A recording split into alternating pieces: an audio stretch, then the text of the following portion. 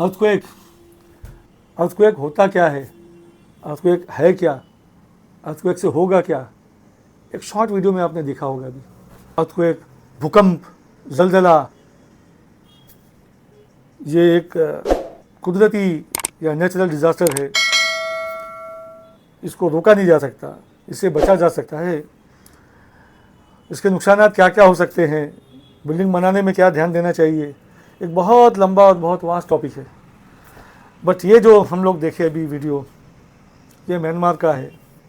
उससे लग करके थाईलैंड जो उसके नज़दीक इलाका था, उधर पे भी इफेक्ट हो गया।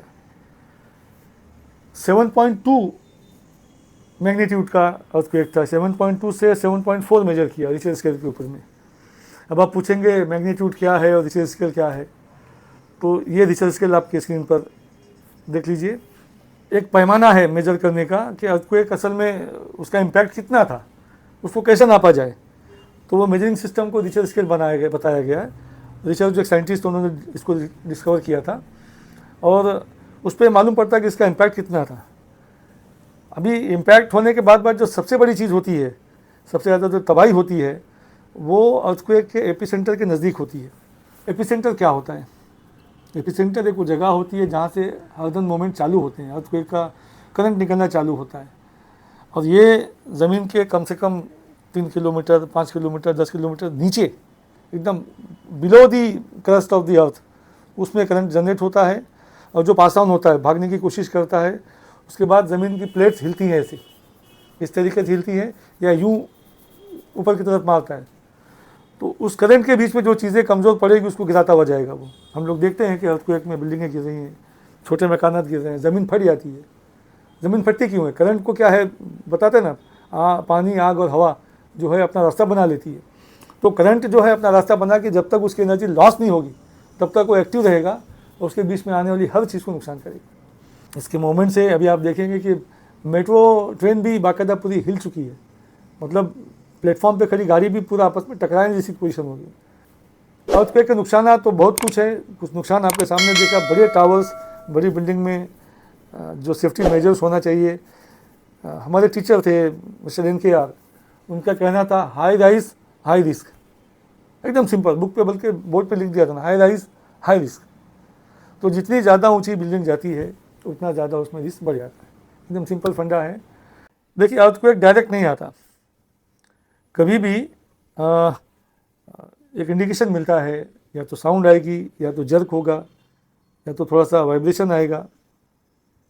तो समझने वाले समझ भी सकते हैं। उसके आजकल अर्थक्वेक डिटेक्टर इंस्ट्रूमेंट भी निकले हैं, मगर वो बहुत बड़े पैमाने पे बात हो जाती है।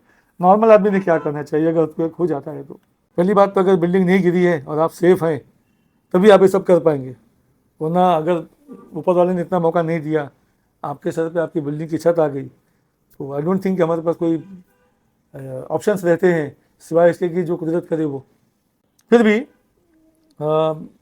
घर के अंदर अगर कोई टेबल या कोई सॉलिड जगह हो तो उस जगह अपने आप को प्रोटेक्ट किया जाए, ओपन सीलिंग में नहीं रहा जाए, और कोशिश की जाए कि कोई सॉलिड वॉल के पास जाके खड़े हों जब तक वो वाइब्रेशन रुक ना जाए तब तक। उसके बाद अगर ये भी नहीं होता है, इसके बाद और मौका लगता है, तो हम भागें बिल्डिंग से, अपने आप को अलग कर लें।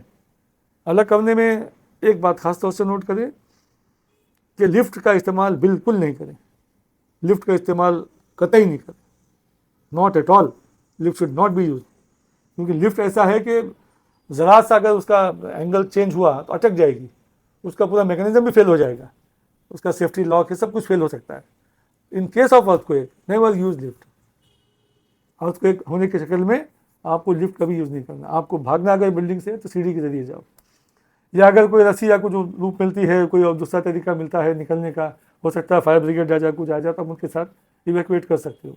बहरहाल भागने के बाद अभी बिल्डिंग अगर आपकी समझो 10 माला है, 15 माला है, 20 माला है, जो भी है, तो कोशिश करो कि बिल्डिंग का जो शेडो आता है उससे दूर जाओ आप, क्योंकि बिल्डिंग ऐसा नहीं कि ऐसे ही गिरे, अर्थक्वेक कभी बिल्डिंग का आपको ऐसे भी गिरा सकता है, ये यूँ भी गिर सकता है, यूँ भी आ सकता है, तो उसकी चपेट में आप नहीं आ जाओ, अपने आप को सेव करो।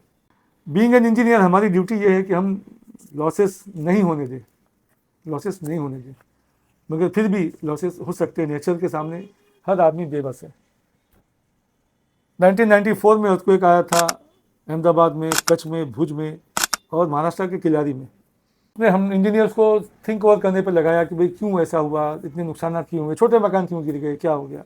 अर्थक्वेक 4.5-5 मैग्नीट्यूड का था। तो ये हुआ कि भाई IAS कोड चेंज हो गए, IAS 456 2000 आ गया हमारा, उसमें कई चेंजेस हो गए, dimension of the column change हो गए, dimension of the minimum size of the steel change हो गई स्टीरप्स के अंदर में, minimum number of column, number of bars change हो गए, मिक्स चेंज हो गया। पहले M15 अलाउड था RCC के अंदर में, अब M15 बंद हो गया है। Minimum concrete mix is M20 plus में जाते हैं, अब तो M75 85 की बात हो रही है। तो काफ़ी उस एक्सीडेंट से हम लोगों ने बहुत कुछ सीखा। इंडिया में हमारे पास सारे स्टैंडर्ड्स चेंज किए, क्वालिटी पे ध्यान दिया, और ऊपर वाले के कदम से और इंजीनियर्स की और टेक्नोक्रेट्स की मेहनत से अच्छी क्वालिटी के काम होने लग गए। और अर्थक्वेक अभी थोड़े बहुत आते भी हैं, तो हमारे हिंदुस्तान में इतना नुकसान कहीं बड़ा सुनने में नहीं आता। फिर उसके बाद अर्थक्वेक की मैपिंग हो गई, पूरी 4 जोन बना दिए गए अर्थक्वेक के, Zone 1, Zone 2, Zone 3, Zone 4 और Zone 5। तो Zone 1, Zone 2 मतलब क्या होता है कि ये जोनिंग जो हो गई है उसमें proximity to earthquake, seismic impact कितना है, उसको देखते हुए एक एरिया गवर्नमेंट ने बना दिया। ये सब होने के बाद हमारे इंडिया में तो बहुत तरक्की हो गई। अभी फॉरेन के लोग तो हमसे आगे हैं, म्यांमार और थाईलैंड, बैंकॉक, जहाँ लोग घूमने जाते हैं, बैंकॉक टूरिस्ट सिटी कहलाता है, तो वहाँ पे हादसा कैसे हो गया, इसका जवाब हमारे सवाल में छुपा है। हादसा कहीं भी हो सकता है। हम मतलब ये नहीं कि म्यांमार में हुआ तो USA में नहीं होगा, US में हुआ तो जापान में नहीं होगा, जापान में तो हिंदुस्तान में नहीं होगा, होगा। हमारी ड्यूटी होना चाहिए कि मिनिमम लॉसेस हुए। हम इंजीनियर्स, हम टेक्नोक्रेट्स कोशिश ये करें कि जो स्पेसिफिकेशंस ऑफ कंस्ट्रक्शन है, देखिए डिज़ाइन एक अलग पैटर्न होता है, डिज़ाइन हो गया, उसके बाद में कंस्ट्रक्शन मैनेजमेंट एक सब्जेक्ट होता है पढ़ने का। कंस्ट्रक्शन मैनेजमेंट में आपको चेक करना रहता है कि भाई सारी चीज़ें एज पर नॉर्म्स जा रही हैं, यानी उसमें यहाँ तक होता है कि पानी कौन सा हम यूज़ कर रहे हैं, मटेरियल के अंदर में पानी कौन सा यूज़ कर रहे हैं, it should be portable water, तो पीने का पानी के लायक पीने का पानी हो वैसा पानी यूज़ होता है।